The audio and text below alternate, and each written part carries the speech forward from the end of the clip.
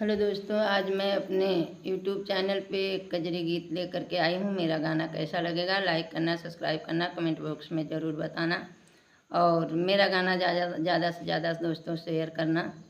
मुजिया के चीरी चारी नैया बनवले हो ना, सैया से ही चढ़ी जाबई नैहरवा हो ना।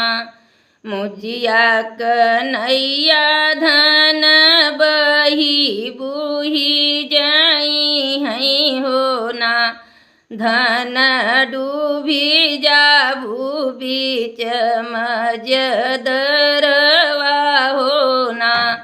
मुजिया कन्हैया स्वामी परवा उतरी हैं हो ना, सैया जाबई पहुँची अपने नैहरवा हो ना। सैया जाबई पहुँची अपने नैहरवा हो ना। के लई उठबू के हो लई बैठबू हो ना, रानी के लई के दीनवा बीतईबू हो ना, रानी के लई के दीनवा बीतऊबू हो ना।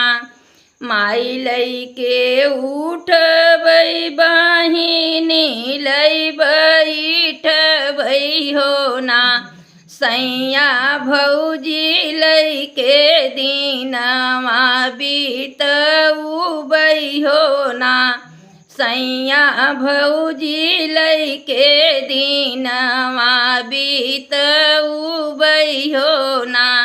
माई तोहरी बूढ़िया बहिनी ससुरई तिनी हो ना, धन भाभी जाली कोठा से अटरिया हो ना, धन भाभी जाली कोठा से अटरिया हो ना।